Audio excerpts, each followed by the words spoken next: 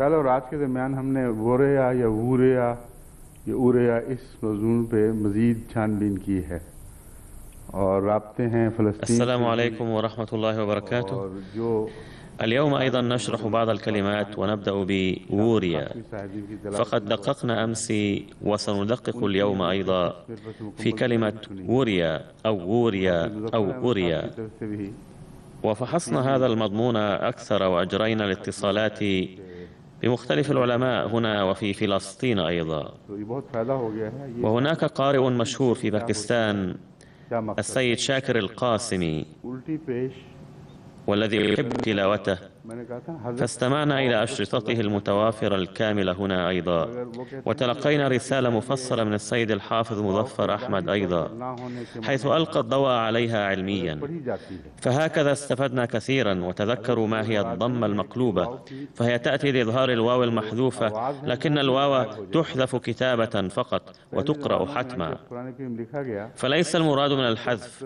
حذف الصوت أيضا. वाव के ففي दरमियान العصور الأولى عندما हरफ كتب के القرآن दरमियान الكريم لم और नहीं يكتبوا डालनी الواو चाहिए بين الواو والحرف और الآخر، एहतराम और والناस अदब के पढ़ने حتى के الآن لا يكتبون लोगों هذه ने الواو في इसको الظاهر احتراما وأدبا، जाहिर करना अभी भी मुनासिब नहीं समझा ने लफ्ज़न पूरी तरह वाव डाल के ताकि पुराने कुरान करीम के तर्ज أي किताबत أنهم की बुनियाद يمتنعون عن तक ना हो। كتابة الواو لفظا لئلا يخالف बहुत से ذلك फर्क हैं वो أسلوب इसकी الكتابة जहाँ في इस الماضي. वक्त मौजूद हैं صحيح أن الفروق काफ़ी الكثيرة قد पैमानों में حدثت، इस्लाम के إلا फर्क أن हैं العلماء وجدوا लेकिन إحداث الفرق في المضمون الخالي सवाल ये था من कि लोग الفرق गलत पढ़ते हैं خلافا للاحترام، इसके وذلك इजाले के लिए ضد उल्टी पेश الأسلوب इजाज़त القديم لكتابة القرآن الكريم. ثم ये كانت बताती إمكانية है कि أن आगे वाव الناس दाऊद से उसको जो سيخطئون लिखा है القراءة، فلهذا दाऊद तो الحل नहीं पढ़ते وضعت वहाँ उल्टी पेश الضمة المقلوبة जो التي दाऊद تفيد पढ़ा أن जाता هناك है واوا كما उल्टी पेश के رأيتم बाद की في इलामत क्या है داود، वाव पढ़ी فهذه जाएगी الكلمة لا उसे تقرأ ज़ाहिर नहीं किया داود. जाएगा نحن وضعنا लेकिन هناك मौजूदा जो ضمة अरब مقلوبة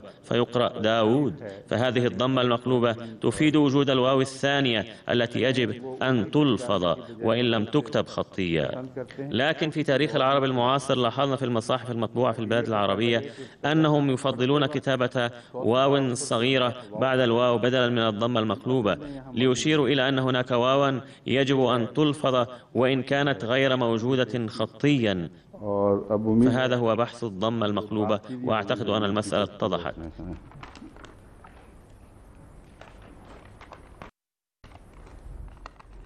एक मैं कल जो बता रहा था केमिकल चेंजेस के मुतालिक समंदर के अंदर كنت أتكلم يوم أمس عن التغيرات الكيميائية التي حصلت في البحر، ونسيت أمرا ممتعا أريد أن أتناوله الآن. فالانقلاب الذي ظهر في هذا الخصوص قام به رجلان، أحدهما أوبرين الروسي والثاني هولدن البريطاني، أما هوجس شين الأمريكي فهو متأخر. وإن الاثنين اللذين عملا في الأسس هما أوبرين وهولند. فهولند من مواليد عام पहले दो जिन्होंने बुनियादी काम किए हैं वो 1892 وتوفي عام 1964، أما أوبرين فولد عام 1894 وتوفي عام 1980، فهما مبتكرا هذا الاكتشاف العلمي الحديث، 1980 में फौत हुए فعملهما مهم جدا. तो इस नए इल्मी इंकिशाफ के ये जद्द अमजद हैं ये दोनों सबसे अहम काम इन दोनों ने किया है। मैं जो बात बताना चाहता था कि मैंने पहले बताया था कि जब खुदा ताला की तरफ से एक नया इल्हाम का إنما أردت أن أقول إني أخبرتكم سابقا أنه حين ينزل من الله إلهام جديد، أقصد أن الله تعالى عندما يستخلف أحدا في الأرض ويجعله بنفسه خليفة، فإن النور الذي ينزل عليه يستفيد منه أهل الدنيا أيضا. इल्मी तरक्की का एक नया दौर शुरू हो जाता है।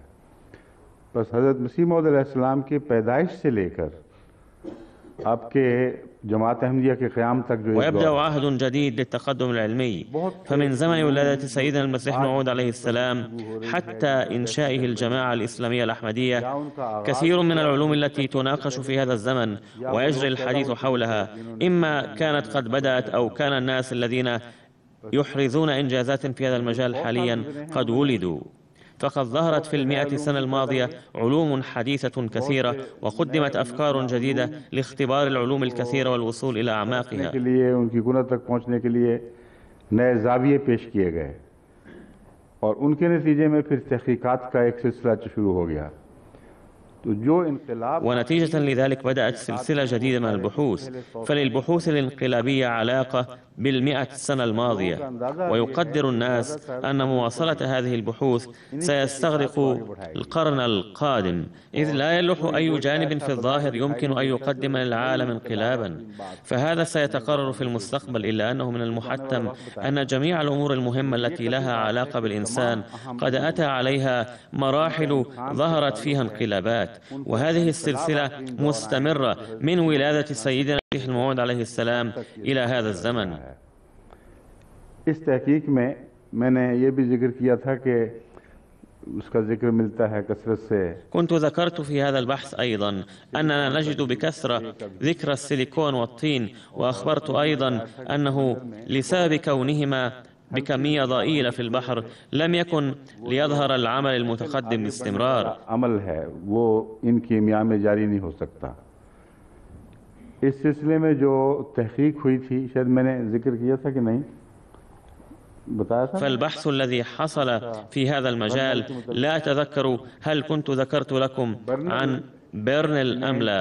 जो तजर्बे किए हैं और उरी ने जो अमेरिकन है और बर्नल अंग्रेज है गालबन, فالتجارب التي أجراها بيرنل البريطاني على ما أظن وأوري الأمريكي تجارب حديثة، إذ قد صنعوا مشهد قرار مكين في المختبر. فقد ذكر القرآن الكريم قرار مكين بخصوص النطفة، أي فجعلناه في قرار مكين إلى قدر معلوم. ये चीज़ें अवेलेबल होंगी, जिंदगी के जो जरासीम हैं हर किस्म के वो मारने के बाद। فقد خلق هؤلاء العلماء بتصور الزمن القديم جوا معينا، حيث تصوروا أن الجو كان على هذا النحو، وهذه العناصر كانت متوافرة في ذلك الزمن. صنعوا القدر نفسه من الغازات التي كانت موجودة في ذلك الزمن، ثم أحدثوا فيها بعض التعديلات أيضا.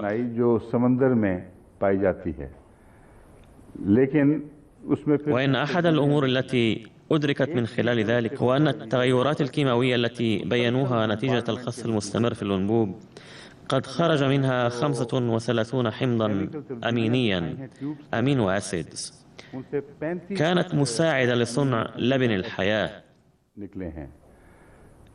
जो आगे जिंदगी की ईंटें बनाने में मुफीद साबित हो सकते थे। लेकिन एक और दिलचस्प बात जो कल बयान करनी भूल गया था, वो ये है कि एक नजरिया ये भी है कि जिंदगी आसमान से नाजिल हुई है। لكن هناك أمرا ممتعا آخر قد نسيته أمس، هو أن إحدى النظريات تقول إن الحياة نزلت من السماء، بمعنى أن مقومات الحياة الشهب ميتورايتس قد نزلت من السماء. وهذا البحث يستمر ولم تصل إلى النتيجة النهائية، إلا أن الخطوات التي تظهر فكلها تؤيد القرآن الكريم، فهذا الأمر جدير بالانتباه بصفة خاصة. وبناء على ذلك حين أخذوا عينات الشهب وبحثوا فيها عرفوا أن بري موديل سوب للبحر، فالأجزاء التي قدروا ولادتها تلقائيا نتيجة مرور البرق قد وجدت تقريبا بالمعدل نفسه في الأحجار الساقطة من السماء، لكن عدد الأحماض الأمينية التي وجدت فيها كان 52 مقابل 35 صنعت في المختبر. 35 अमीनो एसिड्स के मुकाबले पर 52 अमीनो एसिड्स पाए गए, यानी उसके बहुत ज़्यादा मिकदार में पहले ही जिंदगी के आसार बाहर शुरू हो चुके हैं कहीं। فهل تقدمت تلك الكيمياء أم لا؟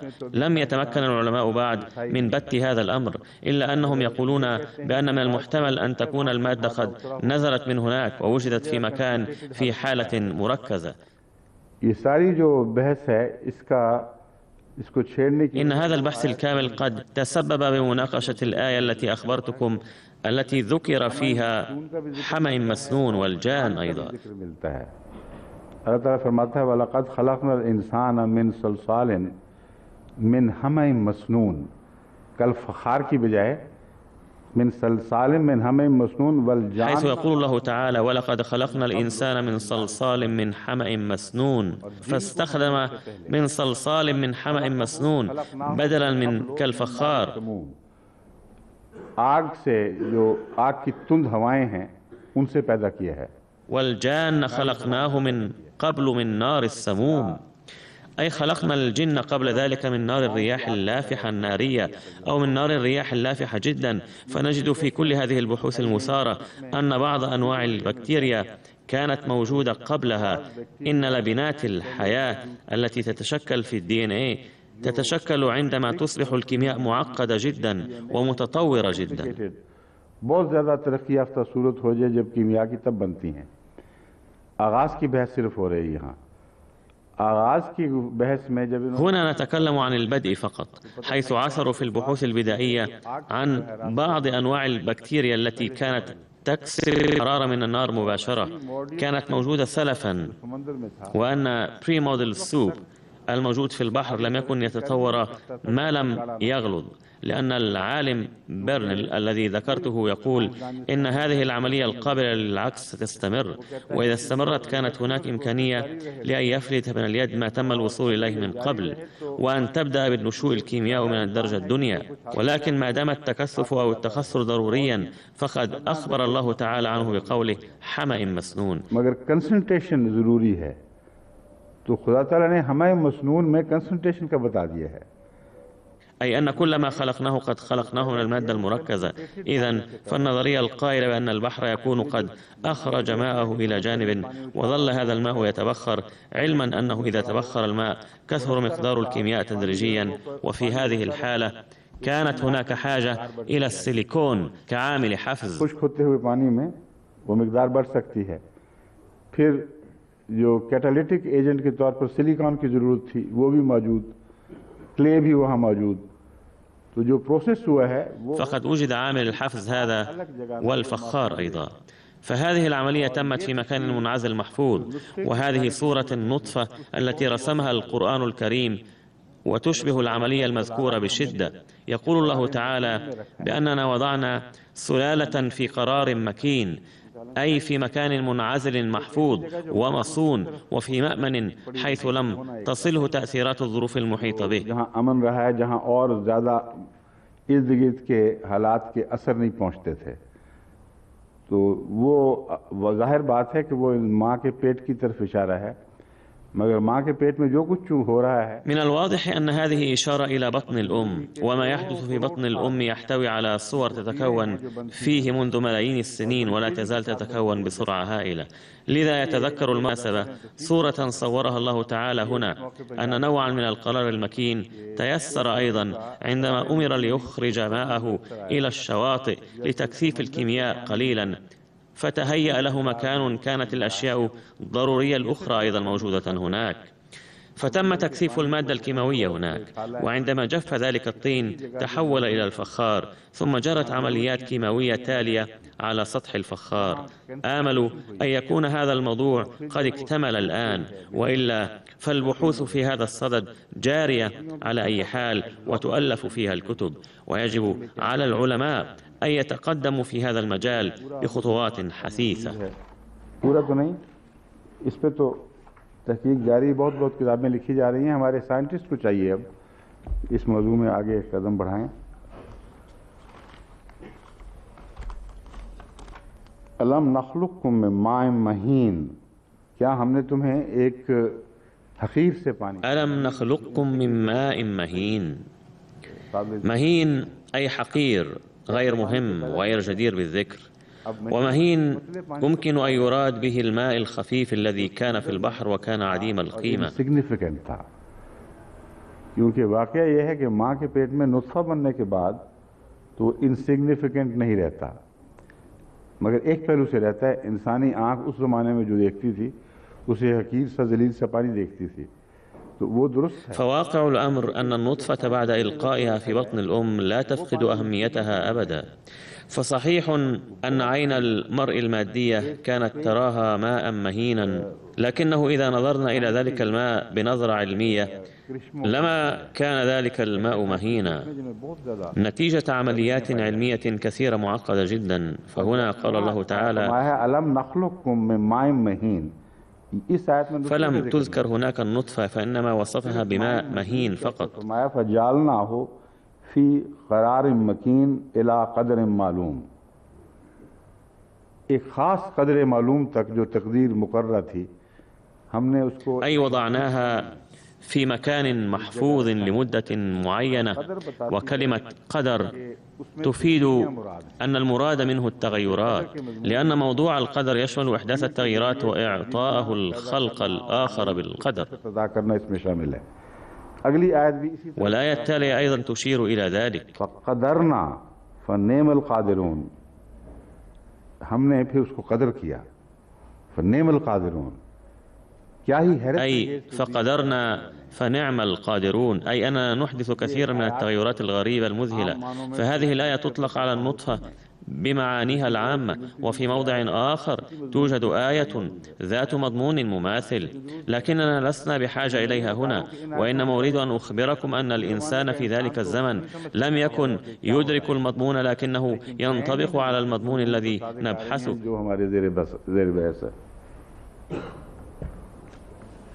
هل بقي شيء آخر؟ نعم، إن مسألة جني ما زالت باقية. मुझे बहुत पसंद आई थी इनकी बात, दो तीन बातें थीं। فقد أعجبتني الأمور التي بينها، فهو ما شاء الله كان عبقريا وفطنا، ولهذا طلبت التفصيل عنه إذ لم أكن سمعت عنه من قبل. فأرسل إلي الأستاذ دوس محمد شاهد رسالة كتب فيها أن المصلح الموعود رضي الله عنه كان قد مدح العلامة ابن جني في مجلسه في 6 من حزيران عام 1922.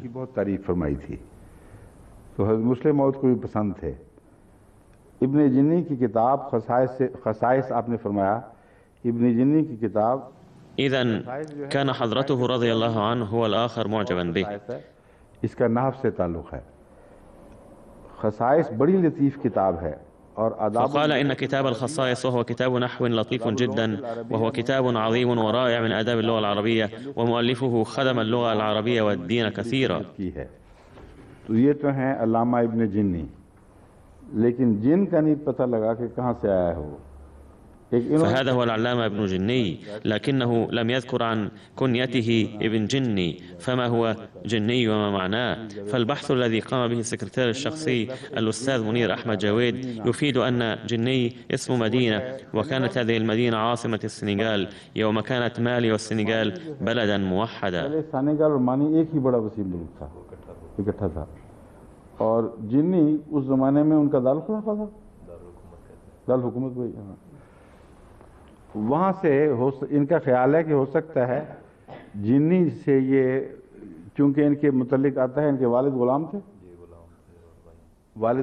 فمن المحتمل أن يكون والد هذا العلامة قد أحضر إلى العرب من تلك المدينة رقيقا، لأنه قيل إن والد ابن جني كان رقيقا، ولهذا سمي العلامة ابن جني، فليس من المستبعد أن يكون ذلك صوابا. أعوذ بالله من الشيطان الرجيم. بسم الله الرحمن الرحيم. لا يغرنك تقلب الذين كفروا في البلاد متاع قليل ثم مأواهم جهنم وبئس المهاد. जो लोग काफिर हुए। أعوذ بالله من الشيطان الرجيم. بسم الله الرحمن الرحيم. لا يغرنك تقلب الذين كفروا في البلاد متاع قليل ثم مأواهم جهنم وبئس المهاد. سورة آل عمران الآية 197 إلى الآية 198. और बहुत ही बुरा ठिकाना है। आल इमरान 197। इसमें यगुर्रन्ना का की बहस है, गालिबन पहले भी गुजर चुकी है। गरूर के लफ्ज़ के साथ शैतान को गुरूर कहा जाता है। لربما تكلمنا عن كلمة يغرنك قبل هذا. فالشيطان يسمى بالغرور، والغرور هو الخداع، والمعنى لا يخدعنك هذا الأمر فتتوصل منه إلى نتيجة خاطئة. فغر فلان فلانا، يعني خدعه وأغراه بشيء ومناه به. इसको भी गर्रा के फेल से जाहिर किया जाता है, ये गुर्रो कहना पड़ेगा इस मतलब आइंदा के लिए नहीं, गैर माजी पे भी किसी से गर्रा किया उसने, मतलब है उसको आइंदा के लिए। أي أغرى فلانا بشيء في المستقبल. वल मगरूर अल मखदू, और मगरूर दरअसल धोखा खुर्दा इंसान को कहते हैं। इसलिए ये भी एक दिलचस्प बात है कि जो मगरूर हैं उनकी المغرور المخدوع. فمن الطريف أن المغرور وهو بمعنى المتكبر في اللغة الأردية يتضمن معنى الانخداع. ألا يدعي أحد مرتبة كبيرة بعد تلقي العلم من الله، فلا يحق لأحد أن يتكبر، فالتكبر هو الغرور.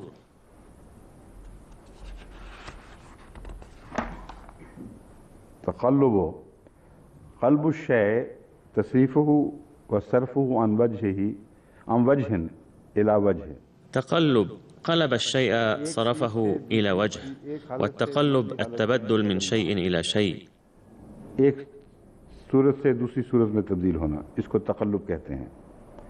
अल इनक़लाब वल इंसिराफ़, यानी फिर जाना, वापस हो जाना, जैसा कि इनक़लबतुम अला अक़ाबिकुम आता है अनक़लब। الانقلاب الانفراق أي العودة والانصراف، كما في انقلبتم على أعقابكم. में जब पढ़ा जाता है तो इनक़लबतुम की आवाज़ निकलती है, इसने अलिफ के नीचे ज़ेर डाली हुई है। तक़लीबुश शै तग़यीरुहु मिन हालिन इला हालिन, تقليب الشيء تغييره من حال إلى حال. तब्दील होकर किसी दूसरी हालत में पहुंच जाए। अत-तक़ल्लुब व तसर्रुफ़, तसर्रुफ़ यानी फिरना, जैसा कि इन्होंने इमाम राग़िब ने मिसाल दी है। التقلب التصرف كما ذكر الإمام الراغب تقلبك في الساجدين. कुल्लबुन हुवलुन कसीरुल तक़ल्लुब वल हीलते, बहुत ज़्यादा फिरने वाला, तदबीर करने वाला शख्स। ورجل قلب حول كثير التقلب والحيلة. बहुत ही वो फिरता है, बहुत तदबीरें करता है। मुफ़रदात राग़िब। तक़ल्लुब क़लबहु यक़लिबु क़ल्बन हव्वलहु अन वजहिही। وفي مفردات الراغب تقلب قلبه يقلب قلبا حوله عن وجهه. قلب الرداء قلب الأرض أي حرثها. تقلب الشيء تحول عن وجهه. तब्दील कर दी, हो कर दी नहीं होगी यहाँ तो। ये तक़ल्लुबा जो है लफ़ेल, इसमें होने का माना पाया जाता है, और तहव्वला में तब्दील हो गई, किसी की हालत तब्दील हो गई, हालत गैर हो गई, दोनों जगह लफ्ज़ तक़ल्लुब आएगा। वो शय तक़ल्लुब कर गई, तहव्वला अन वजही। تقلب على الفراش وهو يتقلب في أعمال السلطان، أي يتجول في تنفيذ أوامر الدولة. बिस्तर पर पैरू बदलता है, उसको भी तक़ल्लुब कहते हैं। हुआ यह तक़ल्लुब फ़ी आमाल सुल्तान है, उमूर सुल्तानिया के बजावरी में वो बहुत दौड़ता फिरता रहा।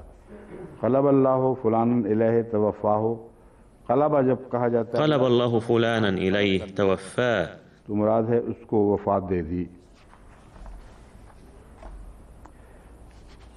ये बाकी सारी सूरतें कुरान करीम के हवाले में से पेश की गई हैं। गरीबुल कुरान ने ये सब हवाले इकट्ठे किए हैं, इनकी तफसील में जाने की ज़रूरत नहीं है। क़द नरा तक़ल्लुब वजहिक फ़िस्समा भी दिया हुआ है, और दूसरा ततक़ल्लबु फ़ीहिल क़ुलूब वल अब्सार युक़ल्लिबुल्लाहु लैल वन नहार। मुराद इन सब आयात से जिनमें فالمعنى الأساسي في كل هذه الآيات للتقلب هو التصرف والتجول والتحرك والانصراف إلى أعمال والتحول والتألم، كما يتألم المتقلب على الفراش نتيجة الأرق. فكل هذه المعاني واردة في مختلف آيات القرآن الكريم حسب السياق والمحل. तकलीफ महसूस करना, बिस्तर में करवटें बदलना, तो ये सारे तक़ल्लुब के मुख्तलिफ पहलू हैं जिनको कुरान करीम की मुख्तलिफ आयात ने उसके जो भी मौके महल के मुताबिक ज़रूरत थी उसके मुताबिक इस्तेमाल फरमाया।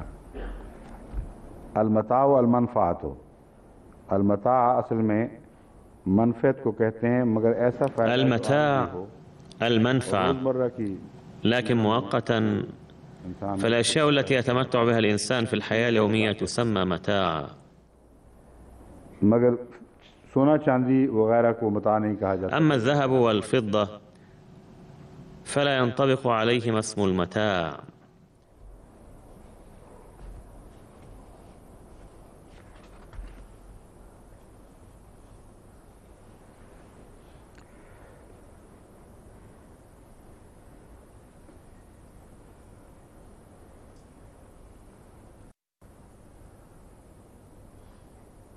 लफ्ज़ मुता को भी इन्होंने लिया है मुफरदात राग़िब ने, मगर शिया मफ़हूम के मुताबिक नहीं।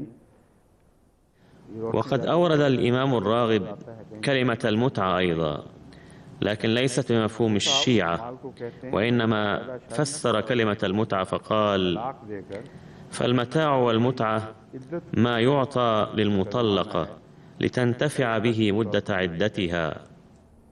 तो ये जो लफ्ज़ मुता मिलता है बाज़ हदीस में भी, बाज़ दूसरी जगह, जिससे शियों ने एक मुता का एक नया فكلمة المتعة الموجودة في بعض الأحاديث والآثار التي اخترع منها الشيعة عقيدة قد فسرها الإمام الراغب ضمن شرح كلمة المتاع، حيث انحلت تلك المسألة أيضا بسهولة.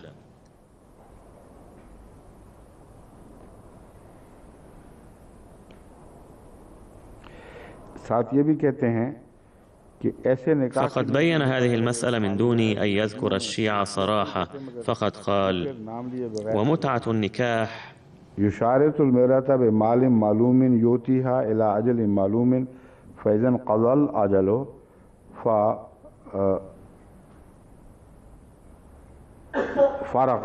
फ़ारक़हा मिन गैर तलाक़। कहते हैं ये जो هي أن الرجل كان يشارط المرأة بمال معلوم يعطيها إلى أجل معلوم، فإذا انقضى الأجل فارقها من غير طلاق. इस्लाम मुद्दत तक के लिए मैं निकाह करता हूँ, और मुअय्यन मुद्दत जब वो गुजर जाए तो जो हक महर के उसका उज़र रख कर जो रकम भी तय की जाए वो दे दी जाए, और इस सूरत में तलाक नहीं होगी बल्कि उसको छोड़ देना ही मुद्दत का أي لا يطلق، بل إن انتهاء مدة الزواج حسب العقد تعتبر انفصالا. فهذا هو تعريف متعة الشيعة في رأي الإمام الراغب.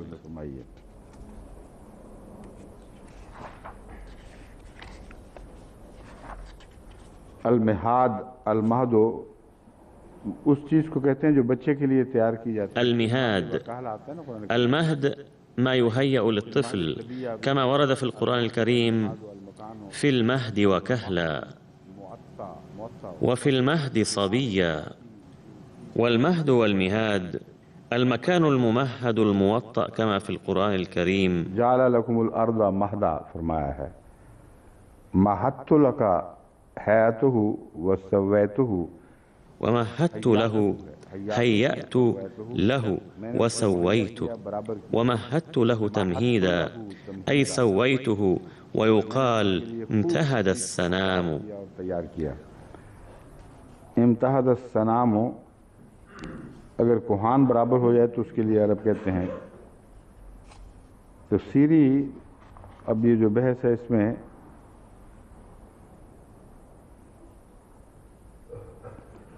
आम तौर पर والآن نبدأ التفسير.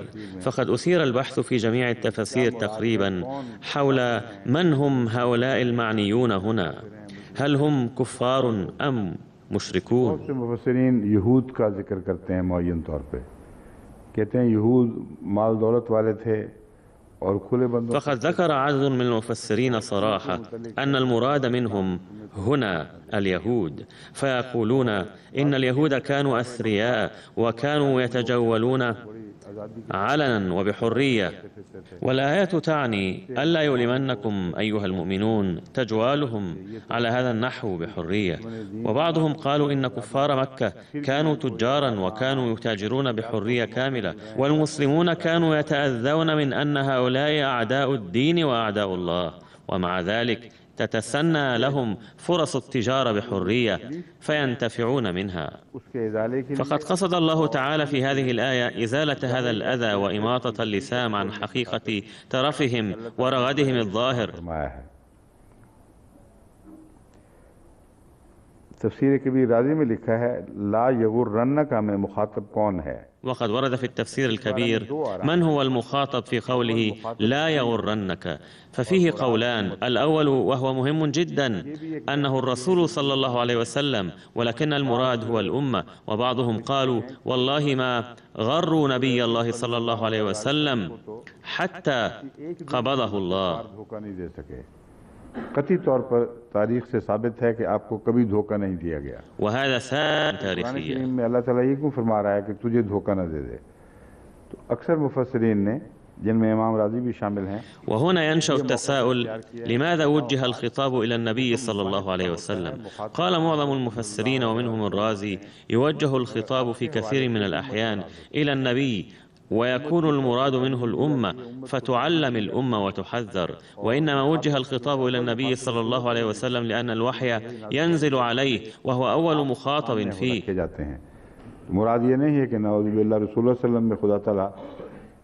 فليس المراد أن الله خاف أن يغتر النبي بالكفار فنصحه، بل هذا الكلام موجه إلى أمته.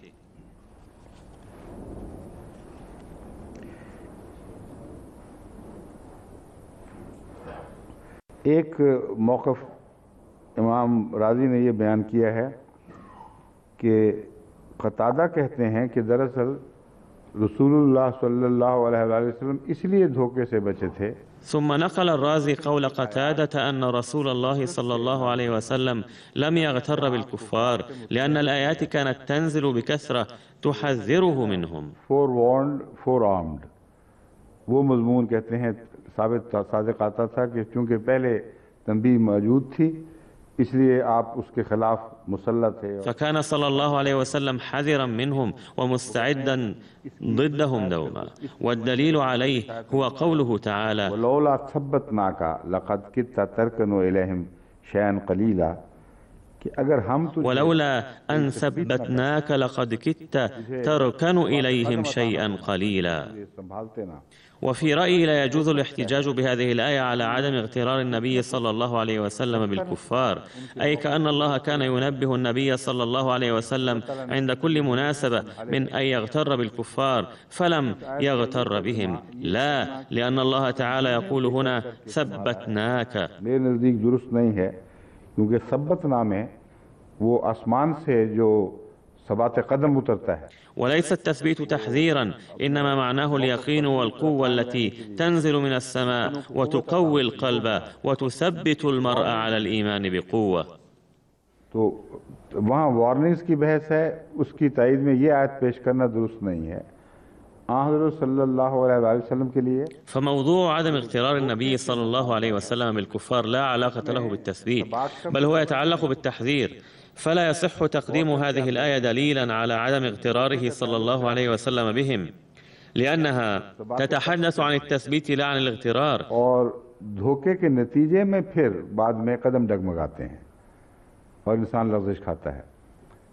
तो ये आयत है, ये सबात कदम से ताल्लुक़ रखने वाली आयत. إن التدبر يكشف لكم أن موضوع عدم الاغترار يتعلق بالفراسة لا بالتثبيت، لأن المرء يغتر لقلة فراسته، وإنما سبب عدم اغترار النبي صلى الله عليه وسلم بالكفار هو أن الله تعالى وهب له نور الفراسة، فكان يعرف به المؤمنين والمنافقين والكفار جيدا، إذ كان يرى ما في قلوبهم بعلامات جبينهم، وهذا هو النور الذي قال عنه النبي صلى الله عليه وسلم المؤمن يرى بنور الله. فموضوع الثبات لا يمت إلى الآية السابقة بصلة، لأن الثبات يتعلق بهجوم العدو وتهديداته التي تكاد تزعزع أقدام المسلمين وتجعل الكفار غالبين. जिससे मालूम होता है कि अब मुसलमानों के, इन मोमिनों के कदम उखड़ जाएंगे, वो गालिब आ जाएंगे, उनकी तालियां और उनका शोर व गौगा और ख़तरनाक हमले ये चाहते हैं सबात कदम को. إن هتافاتهم وضجتهم وهجماتهم الخطيرة ليست تغريرا، بل هي محاولات لاجتثاث المسلمين جهارا نهارا. अगर हम तुझे तेरे कदमों को मजबूत ना करते, अब इसमें एक हिस्सा अभी बाकी है गुफ्तगू बहस का कि नतीजा फिर ये क्यों निकाला। وردا على هذه المحاولات يقول الله تعالى: ولولا أن ثبتناك لقد كدت تركن إليهم شيئا قليلا. इसमें धोखा मुराद नहीं है। अगर हम तुझे सबात कदम अता ना फरमाते तो तू रफ्ता रफ्ता उनकी तरफ से रख जाता। ये अमर वाक़या ये है कि महज धोखे के नतीजे में लोग अपने दीन से सिर्फ والواقع أن الناس لا ينحرفون عن دينهم لمجرد الغرور، بل ينحرفون عن موقفهم شيئا فشيئا فزعين من تهديدات شديدة. فقد لاحظنا في عدة مواضع في باكستان أن أبناء فروع الجماعة التي لم تتربى تربية جيدة وكان فيها ضعف من نواح عدة ارتدوا نتيجة التخويف والتهديد. ना कभी चंदों में ना रोजमर्रा की तंजीमों में, और अक्सर मुर्तद होने वाले बेनुमाजी तो थे ही। إن أكثر هؤلاء المرتدين وليس عددهم كثيرا، ولكن مهما كان عددهم ولو كانوا 1000 خلال الفترة الماضية كلها لم يكونوا يتبرعون بانتظام، ولم يكونوا نشطين في أعمال المنظمات الفرعية للجماعة، بل ما كانوا يصلون أصلا. और उनमें से हर एक में अखलाकी खराबियां पाई जाती थी। إن الأغلبية التي تحريت أمرهم لم يكن أحد منهم مخلصا لنظام الجماعة، بل كان هؤلاء يعيشون جالسين على طرف سلفا. كان كل واحد منهم متورطا في الرذائل من غش وخداع وفساد وشر، لا يصلي ولا يتبرع. وعندما تعرضوا لضغط المعارضين تسللوا إليهم، إذ كانوا مستعدين للتسلل سلفا، والفزع كشف حقيقتهم بأنهم كانوا أناسا ماديين وكانوا ينتمون إلى جماعتنا الربانية انتماء زائفا.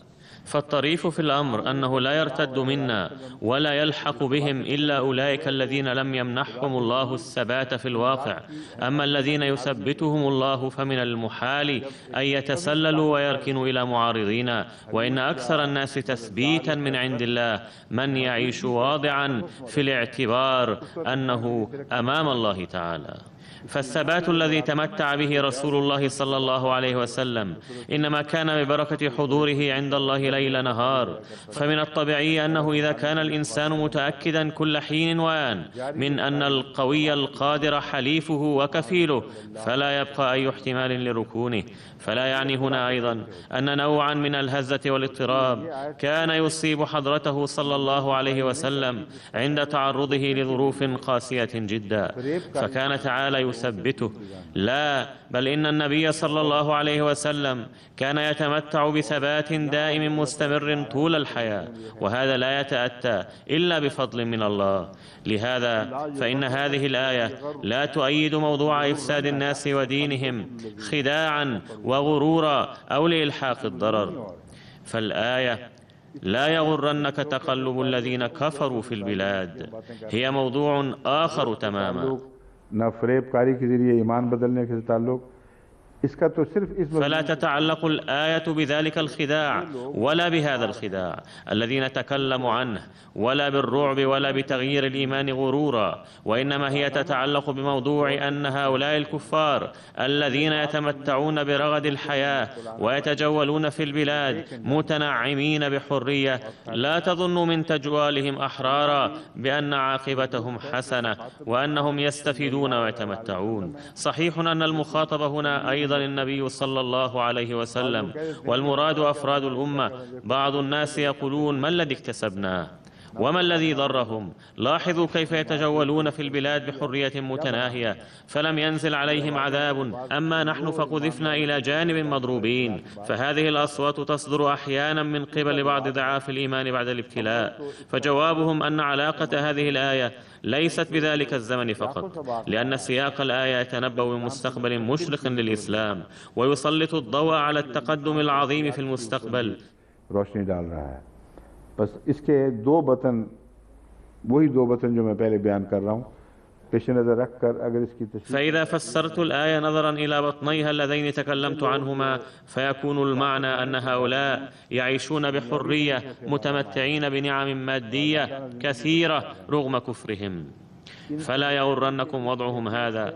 فهنا لم يذكر عدم تعرضهم للضرر، فالكيفية التي ذكرها المفسرون خطأ في بعض المواضع ترسم صورة غير لائقة بالمسلمين وتحط من شأنهم، إذ عندما كانوا ينظرون إلى أحد يتمتع بنعم مادية يتألمون ويحسدون ويتغاضون وتحبط قلوبهم أنه لماذا هو في حالة جيدة ولسنا نحن. और गुस्सा आ रहा है और जलन पैदा हो रही है कि वो क्यों अच्छी हालत में, हम क्यों नहीं। ये वो कैफियत नहीं है जो सहाबा से ताल्लुक़ रखती हो। فهذه الحالة لا تليق بالصحابة أبدا ولا تلائم طباع الصحابة، لأن الذين ضحوا بممتلكاتهم بأيديهم ولم يبالوا بضياع عقارهم وأخرجوا من ديارهم كما سبق ذكرهم وقدموا تضحيات لا حصر لها، لا يمكن أن يحسدوا فيما بعد قائلين أنه لماذا وضع فلان أفضل منهم في الظاهر، لأنه لو كانوا مهتمين بوضعهم الجيد سابقا لما خرجوا من هذا الوضع. से महरूमी के नतीजे में जो हसद और तकलीफ का मजमून है उसका इस आयत से कोई दूर का भी। فموضوع الحسد والتألم نتيجة حرمانهم من نعم مادية ليس له أي علاقة بهذه الآية، لا من قريب ولا من بعيد، وإنما المراد أن الحديث كان يدور حول مصيرهم الحسن وعاقبة الكفار الوخيمة، حيث نبه أنه ينبغي ألا يخطر ببال أحدهم أنهم يعيشون برغد وراحة بعيدا عن كل محاسبة، وأن العاقبة التي كنا نتطلع إليها لم نفز بها ولم نشهدها. فهذا هو الموضوع وليس هناك موضوع الحسد أبدا. فقال تعالى ردا على هذه الشبهة: متاع قليل، أفلا تسمحون للعدو أن يجني حتى هذه الفائدة البسيطة؟ ففيه موضوع توسيع رحابة الصدر، فقد قال: لقد أخبرناكم عن مصيرهم بأنه الجنة حيث تعيشون دوما متمتعين بكل أنواع النعم، أما عاقبتهم فنخبركم أنها متاع قليل، فلا يليق بكم أن تسلبوا منهم حتى هذا المتاع القليل، فدعوهم يكسبون. मज़हबी इनसे छीनने का सवाल नहीं होना चाहिए, करने दो इनको, आखिर इनका अंजाम जहन्नम है जो दायमी तौर पर एक सज़ा की कैफियत है। فإن مصيرهم جهنم الدائمة، فحالتهم جديرة بالشفقة عليهم من كل النواحي، ولا تبعث على الغبطة، فيجب أن يقلقوا هم وليس أنتم، لأن تمتعهم المؤقت سيجلب لهم ألما وحزنا أكبر. وسبب ذلك أنه إذا كانت حياتهم في الدنيا بائسة وتعرضوا في الآخرة أيضا للعذاب فلا تبدو المقارنة جيدة. فالإنسان الذي كان في الماضي فقيرا ومسكينا وظل بعدها أيضا فقيرا معدما وظلت أجياله القادمة أيضا تعاني الفقر، فهم لا يتألمون كما تتألم الأجيال القادمة للمترف الثري بعد إفلاسه، فهم لا يكادون ينقطعون عن إجراء المقارنة بين ماضيهم وحالهم، ويقولون كنا نملك كذا من النعم وكنا نتمتع بتلك النعم، أما الآن فليس عندنا شيء ونحن محرومون من كذا ولا نتمتع بنعمة كذا. فهذه المقارنة هي العقوبة من الله، وهذا الموضوع ثابت من القرآن الكريم، ولا أنسب إليه أمرا افتراضيا، فقد ورد في القرآن الكريم إنه سيقال للكفار عند دخولهم النار: ذق إنك أنت العزيز الكريم. ففي هذه الآية ذكرهم الله أنهم في الحياة الفانية كانوا يتمتعون بالنعم المادية المختلفة التي من أجلها ضيعوا الآخرة بأيديهم، فأين ذهبت كرامتكم وعزتكم؟ فهذه المقارنة تزيد العذاب ألما وحدة. فهل تريدون أيها المسلمون أن تروهم محرومين حتى من هذا المتاع القليل مع أنه جزء من العذاب ويتسبب بتزايد العذاب لا بنقصه؟ कुलील से भी इनको महरूम देखना चाहते हो, जबकि वो दरअसल अजाब ही का हिस्सा है और अजाब में इजाफे का मूजिब बनेगी, ना कि इस ख्याल से अजाब में कमी है। فالذين يتردون من وضع جيد إلى منحط فإن ذكرياتهم من زمن الرخاء والسعة لا تفيدهم شيئا، فهم لا يكادون يتوقفون عن البكاء ويزداد ألمهم. أما الذين ينتقلون من وضع سيء إلى جيد فهم يتمتعون ويتنعمون ويتذكرون ضاحكين مستبشرين أنه لم يكن يتوافر لهم الخبز لوجبتين، وأنهم كانوا يقفون على حافة الشارع ليطلبوا الركوب مجانا من السيارات، والآن قد رزقهم الله الطعام والبيت والسيارات، فالتغير يريهم الوضع أفضل بكثير. और ज़्यादा अच्छा बना के दिखाती है। तो इसलिए ये वो मुआज़ने हैं जो इसमें पेश नज़र हैं। दूसरा बतन इसका ये है कि आइंदा ज़माने की खुशखबरियाँ हैं। والوطن الثاني لها أنه فيها البشارات عن المستقبل. يقول الله تعالى: لا يغلمنك هؤلاء الذين يتجولون ويتنقلون من هنا وهناك ويحرزون نجاحات في جهودهم في المدن والبلدان بحرية واستيلاؤهم على البلاد، ولا يصيبنك بسوء الفهم. किसी किस्म का गलत फहमी में मुब्तला न करे। वजह इसकी यह है कि हज़रत सल्लल्लाहु अलैहि वसल्लम को कुरान करीम ही में इन कौमों के उरूज की खबरें दी गईं। وذلك لأن النبي صلى الله عليه وسلم كان أخبر بازدهار هذه الأمم بمنتهى الوضوح في القرآن الكريم، حتى كشف عليه استيلاؤهم على العالم بصورة يأجوج ومأجوج، ونبه إلى سوء الفهم المحتمل نتيجة هذه الأخبار، أنه ستكون عاقبتهم في هذه الدنيا أيضا محمودة، وأن العاقبة لهم यानी इनका अंजाम आखिरी गलबे का अंजाम है। ये गलत फहमी दूर करो, क्योंकि आखिरी गलबे का अंजाम सिर्फ इस्लाम के लिए मुकद्दर में है। فتنبغي إزالة سوء الفهم هذه، لأن الغلبة الأخيرة مقدرة للإسلام، ولن تنجح جهودهم هذه في عرقلة سبيل ازدهار دين محمد المصطفى صلى الله عليه وسلم، فسوف يبقى متاعهم قليلا، وحتى في الدنيا ستكون لهم جهنم في المستقبل. तो वाक़या ये है कि वो कौमें जिन्होंने बहुत तरक्कियात की हैं, जब वो हाथ से जाती रहती हैं तो मुड़कर देखते हैं। فالحقيقة أن الأمم التي تزدهر كثيرا حين تنفلت من أيديها الترقيات وينظرون إلى الماضي فيتراءى لهم متاعا قليلا. انظروا ما الذي حدث في إسبانيا، حيث حكم المسلمون 8 قرون تقريبا، 5 قرون منها شهدت تقدما عظيما وازدهارا وهيبة، لكنه لما انفلتت من أيديهم السلطة وحين ينظرون الآن إلى الماضي لا يرون غير المتاع القليل، كأن حكومتهم كانت أياما قلائل وانتهى الأمر. أما الذين طردوهم فهم يتقلبون في البلاد بهيبة، فهذا لن يحدث في المواجهة الأخيرة. هذه هي البشارة، فالآية تبشر أن الغلبة في المواجهة الأخيرة مقدرة للإسلام في كل حال، وأن غلبة أهل الدنيا المؤقتة ستقطع. إن كلمة جهنم تطلق على حالة الدنيا أيضا، فليس من الخطأ القول إن جهنم يلقاها الإنسان في الدنيا أيضا. अब हमारे प्राइवेट सेक्रेटरी साहब का एक मशवरा था कि इस सूरत को इसी रमज़ान में ख़त्म करने के आसार बज़ाहिर दिखाई नहीं दे रहे। والآن ننتقل إلى الآية التالية، لكن السكرتير الخاص قال لي بأنه لا يبدو أن تنتهي هذه السورة في رمضان الجاري، فأشار علي أن أضم درس الغد أيضا إلى درس اليوم وأحاول إنهاء هذه السورة في رمضان هذا. ففي مثل هذا الوضع يقال عندنا في لغتنا: هل قال لك ذلك أي حكيم؟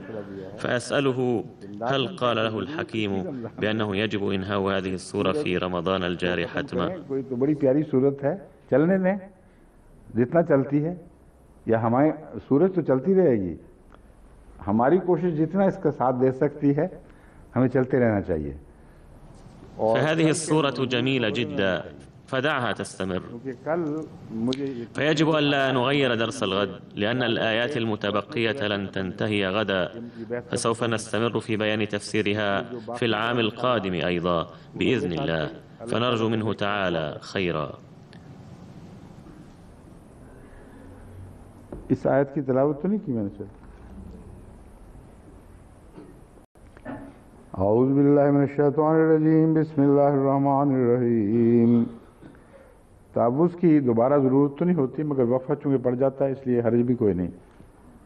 औज़ु बिल्लाहि الشيطان الرجيم بسم الله الرحمن الرحيم لكن الذين اتقوا ربهم لهم جنات تجري من تحتها الأنهار خالدين فيها نزلا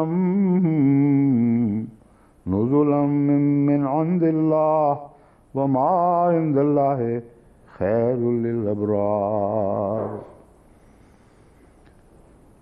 मैंने बिस्मिल्लाह की तिलावत की है. मैं अक्सर ये करता हूँ. أريد أن أوضح هنا أن الاستعاذة ليست واجبة عندما نقرأ القرآن الكريم مرة ثانية، لكن بما أنه حصل فاصل فلا حرج في ترديدها ثانية. मौत का भी यही मौक़िफ़ था कि जहाँ बिस्मिल्लाह. أما البسملة فقد بسملت كالمعتاد، فأود أن أزيل سوء فهمي أن البسملة موجودة في بداية كل سورة ما عدا التوبة. فكان موقف حضرة المصلح الموعود رضي الله عنه أيضا أنه ليس من الضروري قراءة البسملة إذا لم تكن مكتوبة، فاستعيذوا وابدأوا بقراءة الآيات التي تريدون قراءتها مباشرة. लेकिन मैं बिस्मिल्लाह इसलिए पढ़ता हूँ कि मेरे नज़दीक हर सूरत का उन्वान है जिसका हर आयत से ताल्लुक़ है. وهذا هو الطريق السائد في العربي أيضا. فأخونا الحبيب الأستاذ حلمي الشافعي أيضا عندما يقرأ القرآن الكريم يبدأ مباشرة دون قراءة البسملة، لكنني أقرأ البسملة لأن البسملة في رأيي عنوان كل سورة ولها علاقة بكل آية، وموضوعها غالب على كل جزء من كل آية، لأن الرحمن والرحيم هما من أمهات الصفات والأسماء. وقد نصحنا رسول الله صلى الله عليه وسلم أن نبدأ كل عمل بسم الله، فإذا قرأ أحد عملا بهذا الحديث تبركا لا باعتبارها جزءا من السورة فأي ضير في ذلك؟ فلهذا السبب أنا أقرأها، لكن إذا لم يقرأها أحد فلا اعتراض عليه.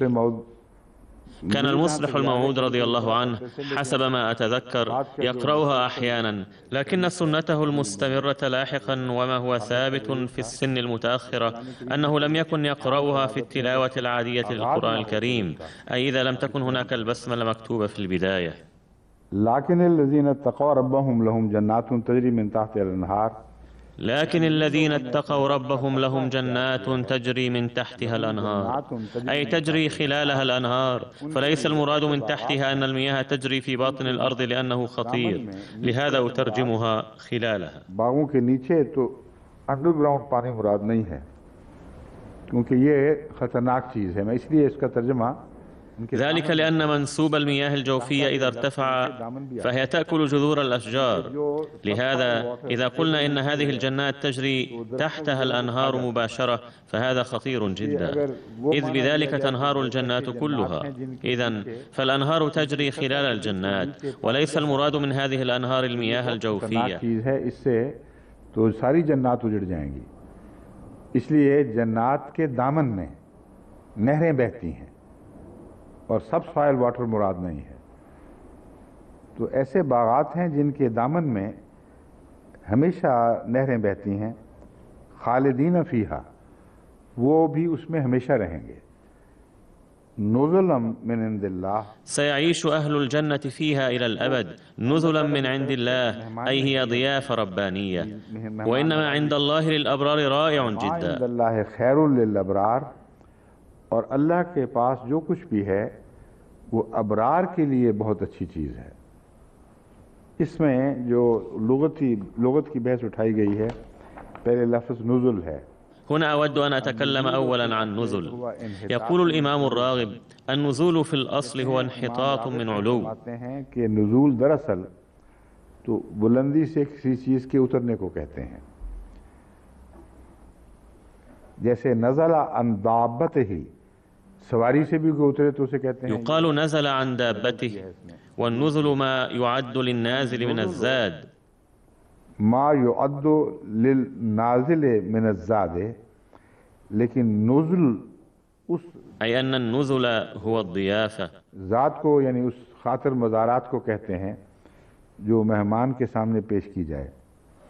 इसे नुजुल कहते हैं। كما ورد في القرآن الكريم फलहुम जन्नातुल मावा नुजुलन, فلهم جنات المأوى نزلا. وفي آية أخرى قال نزلا من عند الله ونزلا من غفور رحيم. وتسمعون هذه الآية الأخيرة كثيرا في الصلاة. ثم هناك أذلك خير نزلا أم شجرة الزقوم.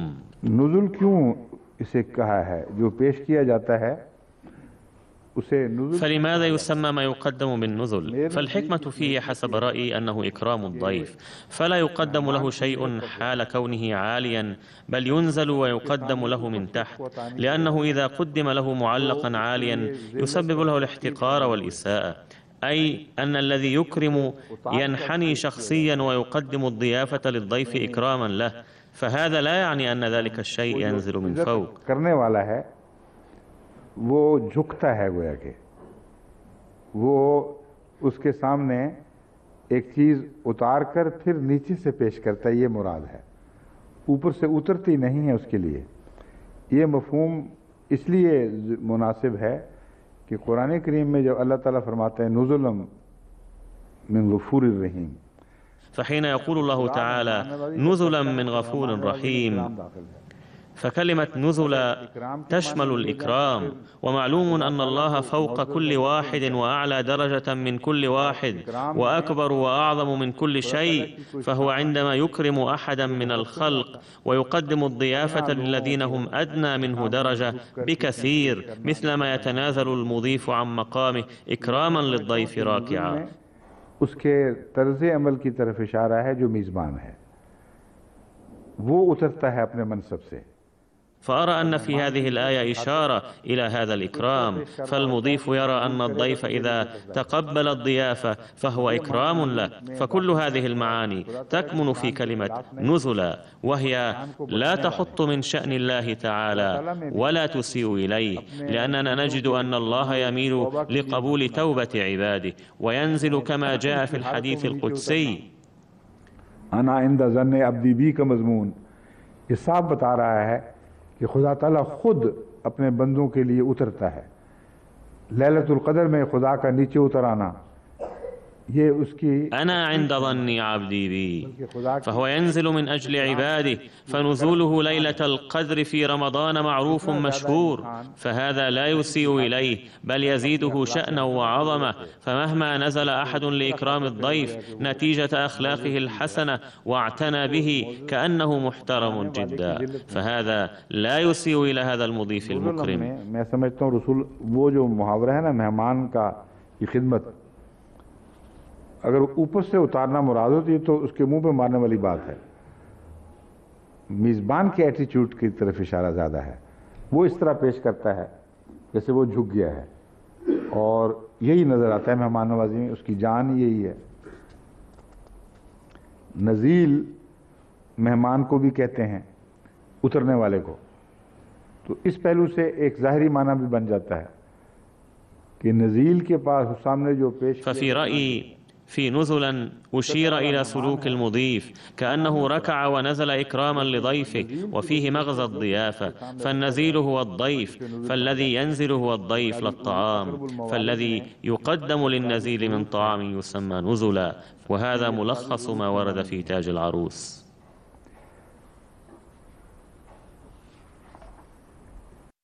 अबरार कौन हैं? अरबर्रो ए तवस्सो फी फ़ेलिल खैर।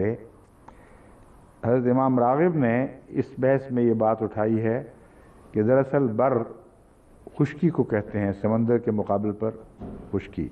الأبرار فمن هؤلاء؟ उसको बर कहा जाता है। البر خلاف البحر، जहाँ भी कुरान करीम में लफ्ज़ बर आया है وتصور منه التوسع فاشتق منه البر، और أي التوسع في فعل الخير، فحيثما وردت كلمة البر في القرآن الكريم تضمنت معنى التوسع، والبر من صفات الله تعالى أيضا، ومن معانيها التفاني والخضوع، فقد وردت في القرآن الكريم بمعنى الإحسان بالوالدين كما في وبرا بوالديه، أي يتفانى في خدمتهما ولا يتقاعس عن إكرامهما. यानी उनकी तवाज़ो, उनकी खातिर में कोई कमी नहीं करता था, उनके सामने आजिज़ी इख्तियार। والجذر नفسه استخدم في लैसल बिर्रा अन तुवल्लु वुजूहकुम, वाली आयत में वलन तनालुल बिर्रा हत्ता तुनफिकू मिम्मा तुहिब्बून, ये वही मादा है, ليس البر أن تولوا इस्तेमाल हुआ है। और हज़रत इमाम ولن تنالوا البر حتى इसी تنفقوا इस مما आयत को लफ्ज़ बर की تحبون बहस में भी इस्तेमाल किया। أيضا، यानी लफ्ज़ لكنه बर بمعنى के الحسنة. अगर मसदरी فكلمتا البر والبر بصفتهما مصدرين تفيدان الحسنة والتواضع والإحسان إلى الوالدين وإنشاء العلاقات مع الله تعالى. और खुदा ताला से अपने ताल्लुकात को उस्तवार करना भी शामिल है। बस आखिरी فكلمتا البر والبر تشملان كل أنواع الحسنة والصلاح. के अंदर दाखिल है। बर उस मर्द को भी कहते हैं, उस नेकूकार को भी कहते हैं जो والبر والبر أيضا هو من يعمل ये البر. भी बर इस्तेमाल होता है।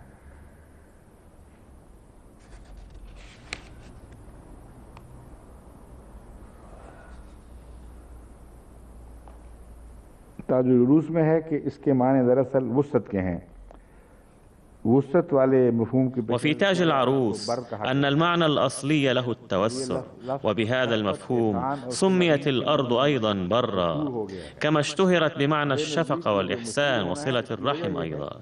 وسبب ذلك في رأيي أن الأرض الواسعة تترامى أمامكم لكي تستخدموها كما تريدون، فهي حاضرة لخدمتكم ومصلحتكم، فهي تحت أقدامكم. فمن هذا المنطلق سيكون معنى البر بالوالدين أنكم لا تعوجون أمامهما ولا تتمردون عليهما وتسخرون لهما جميع قدراتكم، فهذا هو البر الحقيقي الذي كان يتصف به يحيى عليه السلام وعيسى عليه السلام. وقد أثار سيدنا المسيح الموعود عليه السلام هذا الموضوع أيضا عند إجراء المقارنة بين القرآن الكريم والكتاب المقدس، وقال: انظروا أيها المسيحيون، إن النبي المقدس الذي نحترمه كثيرا أيضا تقدمونه أنتم كولد عاق بأمه هاضم لحقها، तो शुरू ही से पेश आता है।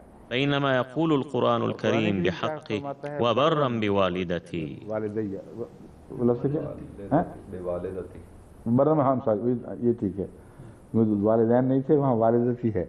बर्रम बे वालिदती कि मैं तो أي أنه دائم التواضع أمام الوالدة، فهذا هو البر الذي جمعه أبرار كما في توفنا مع ये माने الأبرار. हैं लफ्ज़ बर जिसकी जमा अबरार है, पहले भी जिक्र चुका है, वह तवफ़ना जिक्र गुजर चुका है, तवफ़ना माल अबरार।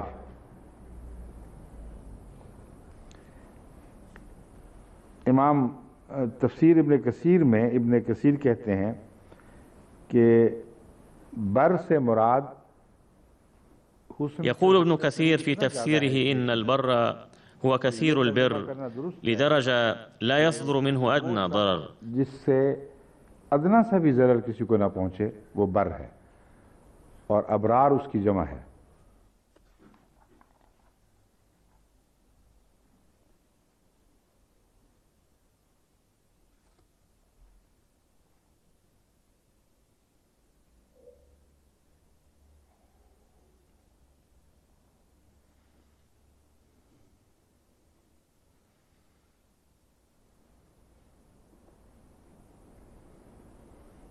वो जो मेहमानी वाला पहलू है उसका तफसीरें जिक्र करती हैं, रूहुल मानी में है कि ये अल्लाह ताला के लुत्फ़ के मामले का इजहार है।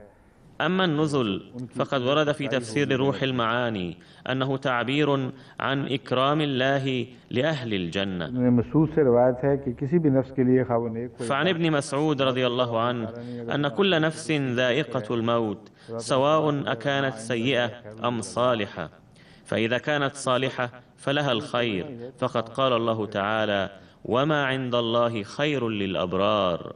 فهي ترجمة الآية نفسها، ولا يوجد أي نكتة تفسيرية جديدة. لقد بين المصلح الموعود رضي الله عنه نكتة لطيفة جدا بخصوص النزل، وهي مسجلة في ملاحظاته، فلم أجد أفضل وأروع منها في التفاسير. बेहतर कोई और नुक्ता दिखाई नहीं देता, और वो बाकी वैसे आम बातें हैं, कोई काबिल जिक्र बात है भी नहीं। ये तो जाहिर है कि मेहमानी से मेहमान नवाजी में एक इकराम का पहलू है जो मैं बयान भी कर चुका हूँ। हज़रत मुस्लिम मौद ने जो पहलू उठाया है वो ये है कि मेहमान नवाजी तो आम तौर पर चंद दिन की होती है और उसके बाद फिर मेहमान। فالواضح أن النزل يتضمن الإكرام.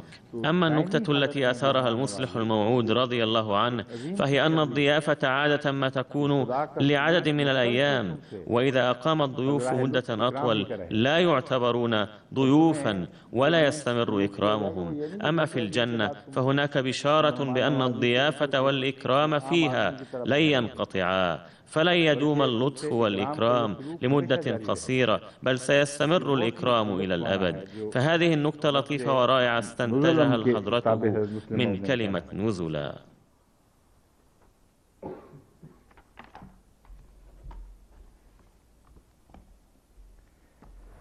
लाकिन الذين اتقوا ربهم لهم جنات تجري من تحتها الأنهار خالدين فيها نزلا من عند الله वमा इंदल्लाह खैरुल लिल-अबरार।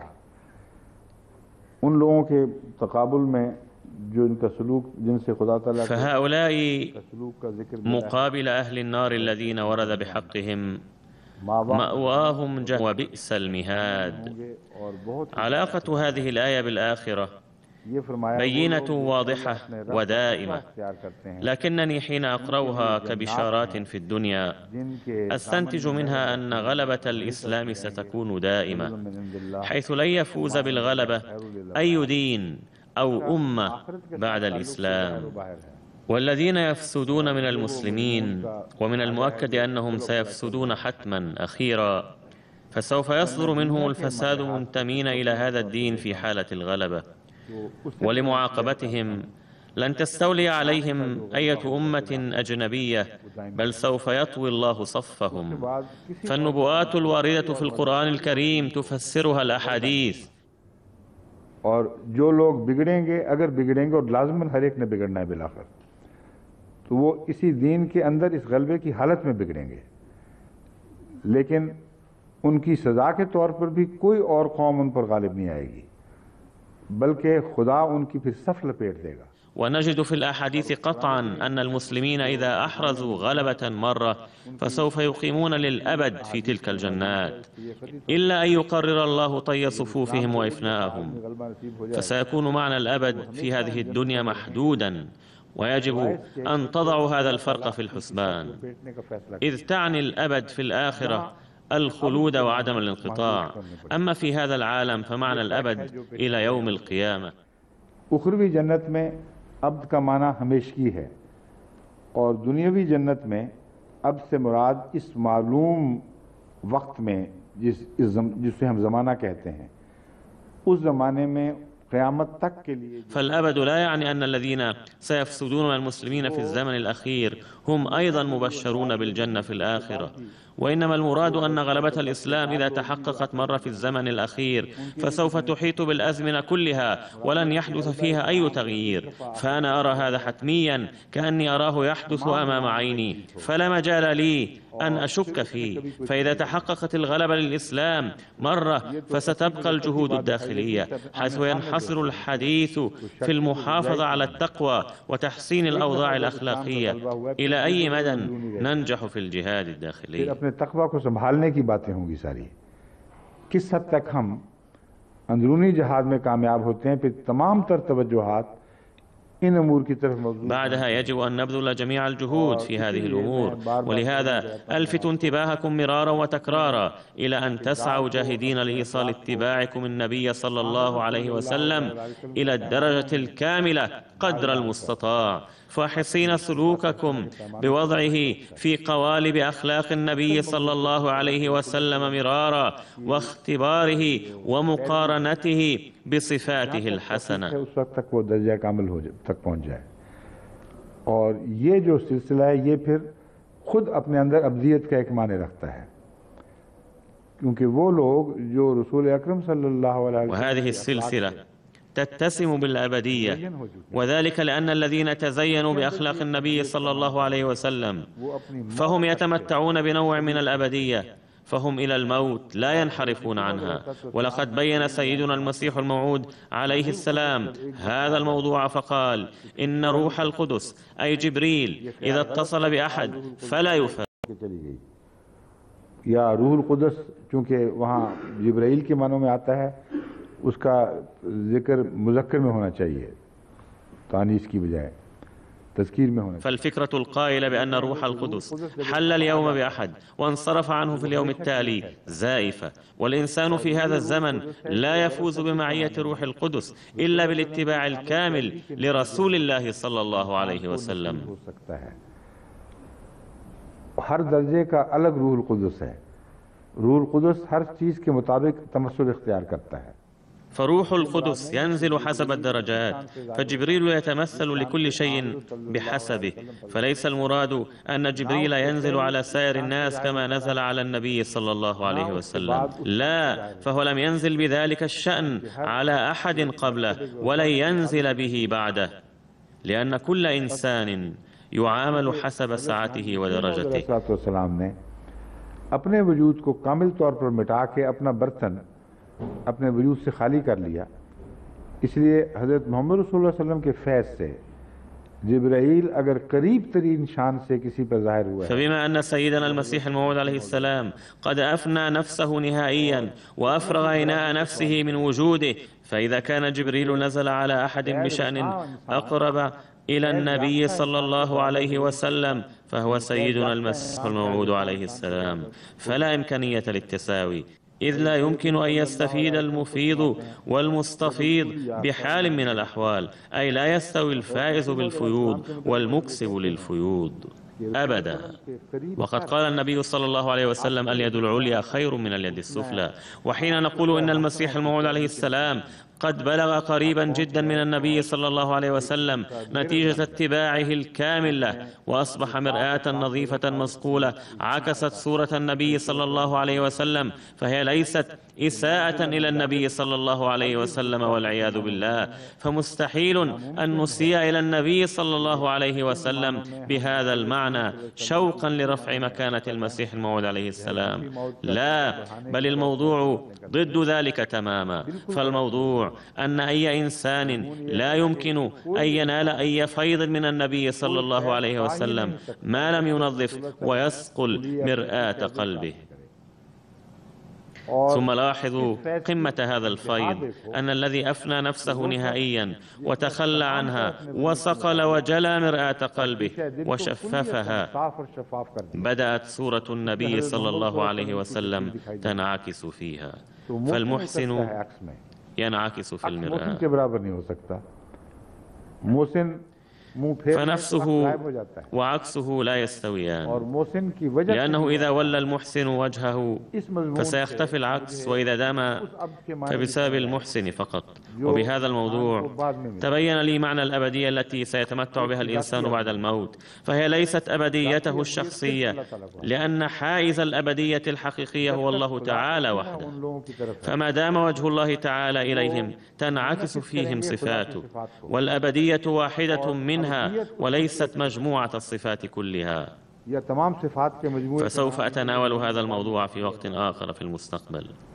तो ये बताना चाहता हूँ कि जन्नत में जो अब्द का वादा है वो अब्द भी ذاتی صفات नहीं है मोमिन। فأريد أن أخبركم أن العيش الأبدي الذي وعد به المؤمنون في الجنة ليس من صفاتهم الخاصة، بل هو عطاء من الله، كأنه تعالى يقول: بما أنكم سعيتم أن تشابهوني وتتصفوا بصفاتي، لذا فإن النعمة التي سأنعمها عليكم لن أستعيدها منكم، لأن روح القدس نزل عليكم في هذا العالم ورافقكم، فلا مسوغ لسلب هذه النعمة بعد الوفاة. وهذا الموضوع يتبين من آيات أخرى أيضا، حيث يقول الله تعالى: إن الله لا يغير ما بقوم حتى يغيروا ما بأنفسهم। दूसरी जगह नेमत के जिक्र में यही मजमून बयान फरमा रहा है कि कोई नेमत भी अल्लाह ताला जब दे दे तो إن الله لا يغير ما بقوم حتى يغيروا ما بأنفسهم. وفي موضع آخر بين الموضوع نفسه في سياق ذكر النعمة أن الله لا يستعيد أي نعمة أنعمها أما بعد الموت، فلن يبقى أي شر وفتنة حتى يكون هناك مسوغ لاستعادة النعمة التي أنعمها على أحد.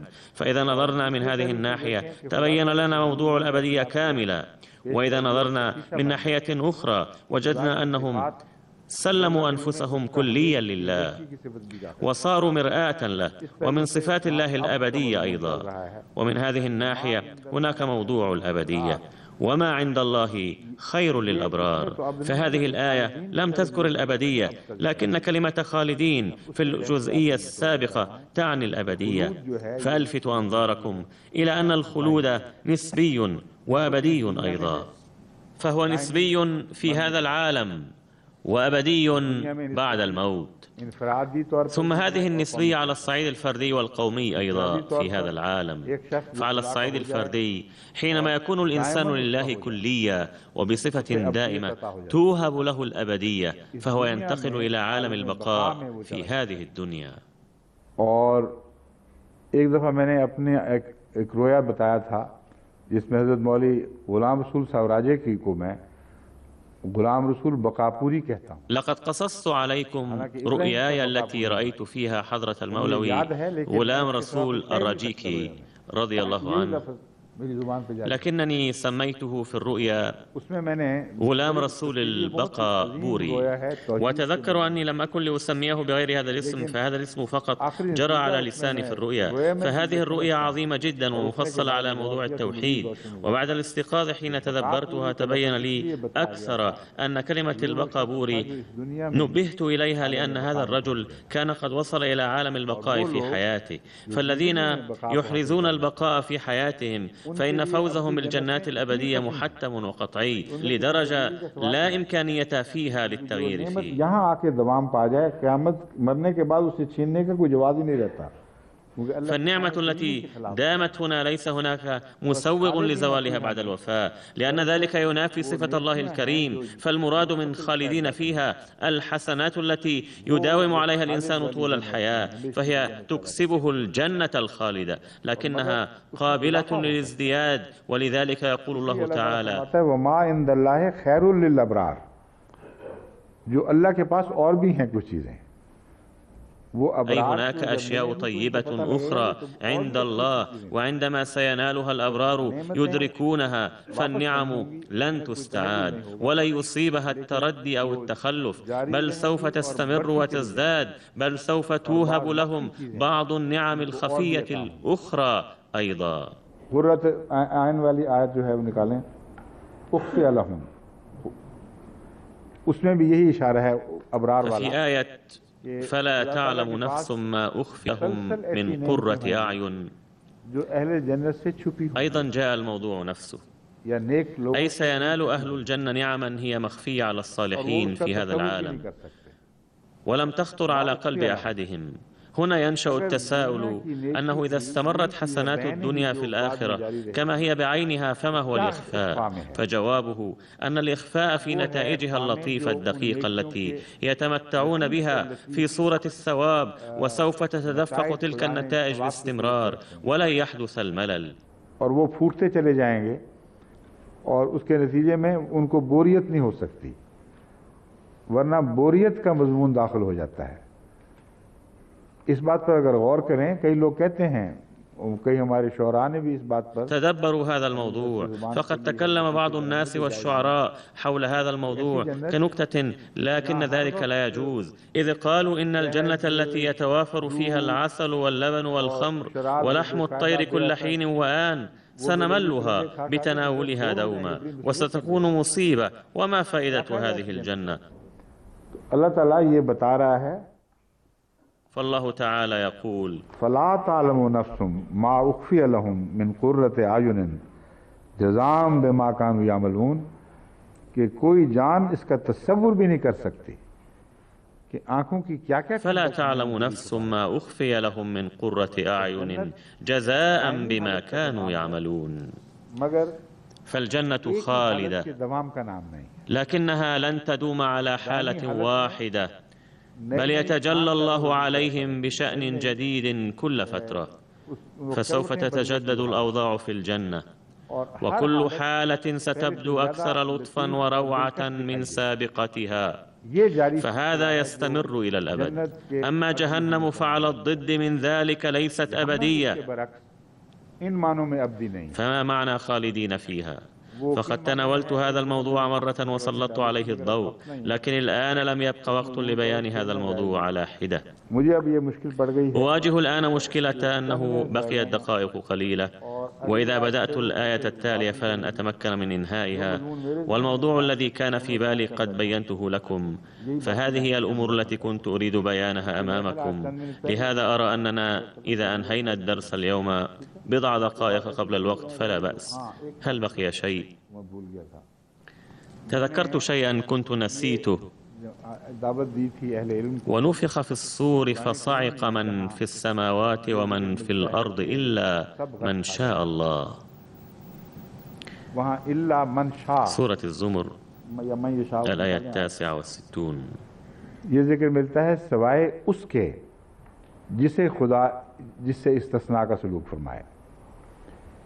इस आयत से मैं हमेशा यही माने लेता रहा فكنت دوما أؤمن بأن هذا المستثنى هو سيدنا رسول الله صلى الله عليه وسلم، ما لم أطلع على هذه الأحاديث، لأنه هو الذي اختير للشفاعة، وهو من فاز بأسمى مكانة القرب عند الله. لهذا فاللحظات الخاصة يوم القيامة ستكون له، حيث يتم هذا الاستثناء العجيب أن شخصا أو شخصين لن يصعقا. एक या दो वजूद मन में तो एक भी माने हो सकते हैं, वो गश नहीं खाएगा और वो देखेगा कि क्या हो रहा है। इसके माने से बाज़ हदीसें महरूम करती हुई नजर आती हैं। ومعلوم أن من يفيد المفرد أيضا أنه لا يصعق وسيلاحظ ماذا يجري، لكن بعض الأحاديث تعارض ذلك، وأنا أؤمن بالأحاديث، لكن قلبي لا يقبل أن يكون النبي صلى الله عليه وسلم قد قال هذا الكلام، مع أن الروايات موثوق بها وواردة في البخاري والكتب الأخرى أيضا. وكنت طلبت من العلماء أن يمعنوا النظر فيها ويحققوها، إذ إن الآية القرآنية واضحة، فربما حصل خطأ ما فقد نجد معاني أخرى تطابق موضوع هذه الآية. वो मैं उनका नाम भी नहीं लेता और तौजीहात भी नहीं पेश करता, क्योंकि वो बिल्कुल इस लायक नहीं है कि उनको कबूल किया जाए, और किसी सूरत में वो ठीक नहीं बैठती। मजमून संवारने की बजाय बिल आखिर मजमून बिगाड़ देंगी। तो उलमा और वो भी खुद साहिब जिन्होंने भेजी हैं मजीद गौर फिक्र करें। मेरा ये ख्याल है العلماء في هذا الحديث أكثر. वाले ने कुछ एक गलती की है इस हदीस के पस मंज़र की वजह से। हदीस का पस मंज़र या शान नुज़ूल कह लें, ये है कि أما أنا فأرى شخصيا أن الراوي أو السامع أخطأ لسبب الخلفية، فالخلفية التي تذكر لهذا الحديث هي أن أحد الصحابة قال في أثناء النقاش مع أحد اليهود إن النبي صلى الله عليه وسلم أفضل الأنبياء جميعا بمن فيهم موسى عليه السلام. وربما كان اليهودي قد فضل موسى على محمد صلى الله عليه وسلم. जब उसने ज़्यादा शोखी दिखाई तो उसने एक थप्पड़ मार दिया, और यहूद को भी हज़रत सल्लल्लाहु अलैहि वसल्लम के कामिल इंसाफ पर इतना यकीन था कि उसने शिकायत की है। على كل حال لا أتذكر التفصيل، لكن سبب النزاع أن اليهودية فضل موسى عليه السلام على جميع الأنبياء، بينما المسلم كان يفضل النبي صلى الله عليه وسلم على جميع الأنبياء. فلما أصر اليهودي لطمه المسلم، فاشتكاه اليهودي إلى النبي صلى الله عليه وسلم الذي من أجله كان المسلم قد لطمه، ليقينه بأنه صلى الله عليه وسلم سيعدل في الحكم. فالحديث عظيم جدا من هذه الناحية، وهو من الأيام الأولى بعد الهجرة. أرجو التأكد من زمن الحديث أيضا. فحين قال النبي صلى الله عليه وسلم لا تفضلوني على موسى، وبعده جاء هذا الحديث، أظن أن السامع فهم أن النبي صلى الله عليه وسلم فضل موسى على نفسه، لكننا إذا قبلنا هذا يفسد الموضوع كله، إذ يعني أن النبي صلى الله عليه وسلم قد قبل بأن موسى أفضل منه، فلا يمكن أن يصح هذا المعنى. فهناك صورتان ممكنتان، إحداهما أن النبي صلى الله عليه وسلم قد قبل بأن موسى أفضل منه، وهو بقوله برهن على ذلك في هذا الحديث الذي يقول بأن المستثنى الوحيد من الصعقة في الآية هو موسى. एक ये कि रसूल सल्लम ने तस्लीम कर लिया कि हाँ मूसा मुझसे अफजल है. فإذا قبلنا بهذا لا يبقى أي مجال للمفسرين أن يقولوا بأن تفضيله موسى على نفسه صلى الله عليه وسلم كان مواساة لموسى، لأنه إذا كان مواساة له فلماذا هيأ هذا الإثبات بهذا الحديث على أن موسى أفضل منه؟ दिलदारी की खातिर किया था. अगर दिलदारी की खातिर किया था तो ये कतई सबूत क्यों मुहैया कर दिया कि हाँ मुझसे वो अफजल बनता है इस पहलू से. इसलिए ये बात नहीं है. मेरा अपना ख्याल है कि أما أنا فأرى أنه وإن كان مواساة فقد نهى عن التفضل والتفضيل، لأن هذه النقاشات تضر وتبذر بذور الكراهية في الأمم، لأنه صلى الله عليه وسلم لم يقل هذا بحق موسى فقط، بل قد قال الكلام نفسه بحق يونس بن متى أيضا: لا تفضلوني على يونس بن متى. إذن النبي صلى الله عليه وسلم عندكم ليس أفضل من أي نبي قط. क्या रसूलुल्लाह सल्लल्लाहु अलैहि वसल्लम को फिर किसी नबी पे भी फजीलत नहीं? मुराद ये फजीलतें होती हैं, मगर अगर ऐसे लोग जिनके जज्बात किसी और शख्स से. لم ينفي النبي صلى الله عليه وسلم أن بعض الناس أفضل من غيرهم، فالتفاضل وارد وحق، إلا أنه إذا كان المرء يعظم شخصا وينشئ معه علاقات الإخلاص والتوقير، ثم فضل عليه شخص آخر أمامه وقورن بينهما، فإن عواطفه تجرح. فهذا تعليم الإنصاف العالمي العظيم. والجدير بالذكر هنا أن الأديان العامة إذا ذكرت هذا التعليم فمن باب العدل فقط، لكن إذا قال النبي صلى الله عليه وسلم ذلك فهو يقول مع علمه أن الله تعالى فضله على جميع الأنبياء، ومع ذلك لا يسمح لأتباعه بأن يفضلوه على غيره أمام الآخرين لئلا يجرحوا مشاعرهم. فهذا هو دين محمد صلى الله عليه وسلم. أما الدين الذي يسود في باكستان فهو أن من حق المسلمين أن يسيئوا إلى الأديان الأخرى ويهينوها ويسيئوا إلى أتباعها ويجرحوا مشاعرهم ويحطموا عواطفهم، لكن من غير المسموح لأي غير مسلم بأن يجرح مشاعر المسلمين. فالقضية ضدية تماما، وهذا هو التخلف وقلب الموضوع. فكيف يمكن لهؤلاء المشايخ أن ينسبوا هذه الأمور إلى النبي صلى الله عليه وسلم الذي هذه هي أسوته الحسنة؟ لا، بل هذا هو دينهم الذي اخترعوه هم أنفسهم. أما دين النبي صلى الله عليه وسلم فهو أن المسلم هو أكثر الناس أخلاقا ومواساة. सबसे आला है, दिलजोई के लिहाज से सबसे ऊंचे मर्तबे पर फायज है, और अकरम जो हो, इकराम जिसमें हो, उसका काम है कि वो झुककर दूसरे के सामने इज्जत के साथ पेश आए. لأنه كريم، ومن واجب الكريم أن يتعامل مع الآخرين بإكرام وتواضع. فتذكرت انطلاقا من هذا الحديث أن النبي صلى الله عليه وسلم يفهم أمته ويتوقع منهم أن يكونوا كريمين نفس وذوي أخلاق سامية جدا. रखते हैं कि वो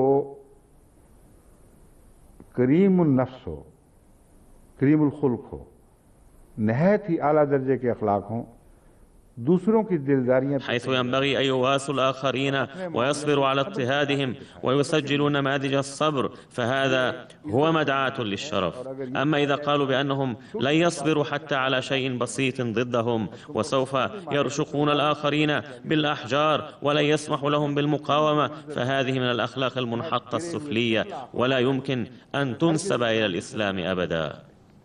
बस इस खुल्क मोहम्मदी की रोशनी में उसकी तफसीर ये मुमकिन है कि रसूल सल्लल्लाहु अलैहि वसल्लम ने फरमाया हो कि ये तो ना करो, इस सब मुनासिब नहीं है.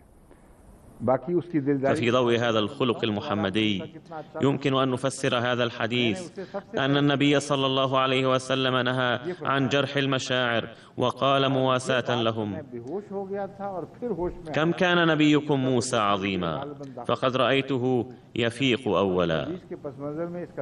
لعل النبي صلى الله عليه وسلم قال هذا. أما القول بأني كنت صعقت وحين أفقت رأيت موسى فعلى الأغلب مدسوس، फजीलत के हक से ही मारूम दावे से ही दस्तबरदार हो रहे हैं, तो वही हदीस का यही मतलब निकालेगा। और वो मतलब चूंकि इसके وهذا ليس مستبعدا، لأن لدى الراوي فكرة أفضلية موسى، لأنه إذا كان عند المرء انطباع أن النبي صلى الله عليه وسلم نهى عن التفضيل أصلا وتنازل عن حق الأفضلية ودعواه بها، فسوف يفسر الحديث على هذا النحو. فمن المؤكد أن السامع أخطأ حتما، فأنا شخصيا أوقن بذلك، لكن يجب على العلماء المختصين الباحثين أن يبحثوا فيه، فقد نجد حديثا يدعم موقفنا فلا يبقى موقفنا مبنيا على إيماننا وحبنا فقط، فهناك إمكانية للعثور على الحديث المؤيد لموقفنا. अब तो वक्त हो गया, ठीक है, फिर कल खत्म तो नहीं ना करना। إذن لن ننهي درس هذه الصورة غدا، والواقع أن الوقت للتفسير لا يكون كافيا في اليوم الأخير، لأنه جربنا في الماضي أننا حين أعطينا الوقت الطويل للتفسير لم يتبقى الوقت للإعلانات المختلفة للدعاء. एक बात यह है कि वक्त हमारे यहाँ यही रहेगा जो अब दर्स का वक्त है, और अहले पाकिस्तान और हिंदुस्तान और बांग्लादेश में فغدا هناك أمران خلاف المعتاد. أولهما أن مدة الدرس لن تتغير، لكننا سنبكر موعد الدرس حيث يكون في باكستان وبنغلاديش والهند قريبا من وقت الإفطار، فبذلك ستتجدد المناظر القديمة للاستماع إلى التفسير والدعاء قبيل الإفطار، فهذا جميل وممتع لهم. महरूम नहीं करता अमलन, क्योंकि आखिरी रोजे के दौरान ही ये दुआएं हैं जिनका कुछ हिस्सा सूरज के ढलकने के बाद दूसरे पहलू शाम के वक्त में भी दाखिल हो चुका है। अभी भी देख लें, 1:10 हैं यानी। وإن تبكيرنا لن يؤثر فينا هنا، لأننا ندعو بهذه الأدعية هنا عادة في آخر أيام رمضان ظهرا، فهذا سيسهل على أولئك المساكين الذين كانوا يشاركون في الدعاء الأخير بعد الإفطار في أثناء ترتيبات العيد، وهذا لن يكون مريحا لهم. والثاني أننا لن نقضي الوقت الطويل على التفسير، بل سوف نبين موضوع الدعاء بالتفصيل. ما هي الأدعية التي نحن بحاجة إليها، ومن هم الذين يجب أن نذكرهم في الدعاء بشكل خاص، فسوف نقضي الوقت في الدعاء حسب التوفيق، فالباقي غدا إن شاء الله. السلام عليكم.